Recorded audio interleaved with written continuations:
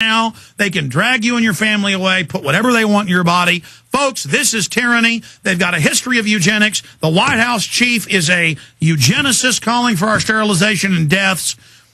General Stubblebine, I'll say it. Do we not, as free sentient beings, have a right to self-defense against aggression? I don't care what bullcrap law they say they've got.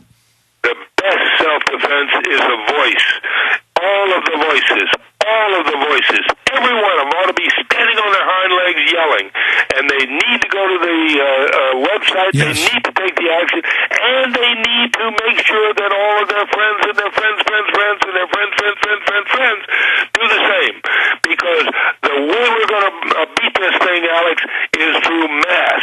And it's called action by every single American who does not want to die. Sun Tzu said that the best way to win a war is without fighting the battle. Now, yes. He was a smart dude, and he was not afraid of military action, but he understood that the ultimate purpose of a war, if it's as people fight it, is to secure eventual peace and prosperity. Now, for the generals and the globalists, it's a whole different matter. But what people want is peace and prosperity. And if we accept these vaccines, we will have neither peace nor prosperity. If we push back, they'll be back again next time, but so will we. I was about to say, look at 2002, 2003. They tried to make their first responders take the inoculations as an act of supplication and submission. And their own enforcers who are going to supposedly be running the force injection drills on us, and they've had these drills publicly, they won't even take it. But let's not let them have this fake victory of scaring everybody with the flu. Then it kind of blows over. They give people a soft kill weapon, kills them a decade later. That's never psychologically attached to the event of the vaccine. And then next time they say take the shot, people are more compliant. We've got to build our mass, our force, to say no to this, and they're using the psyop of this fear-mongering to try to set the precedent to do this. We have to grow our muscles and our mass and our force each time in this fight. Do you agree with that statement, General? Absolutely. Absolutely, 100%. And every voice needs to be not just that voice, but every single person that they know to get their voices going too, because mass wins. Let's call it freedom's multiplier. If you sign this demand, and it's not a request, Alex, it's a demand for the right to control what happens to your body and your children's body, and you don't get 10 people or 100 people to do the same, you have failed in your duty as a free human being. Absolutely, and call into other talk shows and say, I want you to have General Stubblebine and Dr. Laibow on. I want you to have other people on to talk about this. Get a huge buzz going as well. That's another area of the info war. These letters to the criminals is good as well. This is part of the domestication, part of the process of training us to take their soft kill weapons. General Stubblebine, as this develops, let me have both of you back up in the near future as we go into the fall. You too, Dr. Laibow, and Godspeed in the work you're doing on all these other fronts with the Codex Alimentarius. Let's not wait 5 or 6 months before we have you back on again. You got it. And let me close in one other Sun Tzu quote. There comes a time in every battle when both sides are defeated. The side that persists at that time is the winner.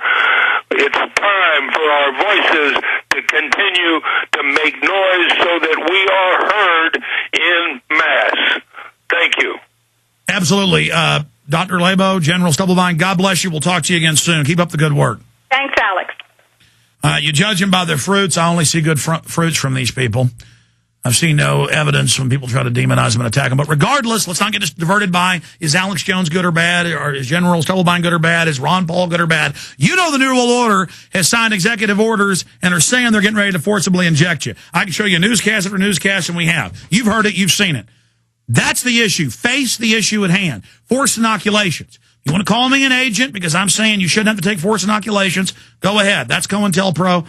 Be weak-minded if you want. I got a few points I want to make in the next 5 minutes, and then we are going to end this transmission for today. But first off, I want people to look at this again. Look at this article again and look at it carefully. This is key. I want everybody to go to Infowars.com. I know that Kurt Nimmo and Paul Watson are doing stories on this. They need to tie it into the GPS and the people getting phone calls about inoculations and the rest of it. Healthcare bill will fund state vaccine teams to conduct interventions in private homes. CNS News, very credible. There is a knock at the front door. Peeking through the window, a mother sees a man with a woman, both in uniform. Now, I was getting calls about this in the last month. This is now already happening. They are agents of healthcare reform. Excuse me, ma'am, says the man. People have been describing this. They're even wearing like fake police uniforms. They're like blue that look like a police uniform. God help us. The eugenics teams are on the street. Excuse me, ma'am, says the man. Our records show our 11-year-old daughter has not been immunized with genital warts, which is the soft kill Gardasil. And your 4-year-old still needs a chickenpox vaccine, says the woman. He will not be able to start kindergarten unless he gets the shot. You know, says the man, smiling from ear to ear. And it just goes over it. Folks, this is now going on. My God. And they're talking about how it's a bill, and the bill summary says they're going to do that. This is already being done with the CDC federally. I mean, this is total hell. Imagine if the Nazis would have come around. Oh, there's a flu scare. Everybody take your shot. Oh, and people would have willingly done it. See, this is more sophisticated. The eugenicists got beaten back 60 years ago. Now they're here with a vengeance, operating covertly. Okay, I want to go over these notes I've got here.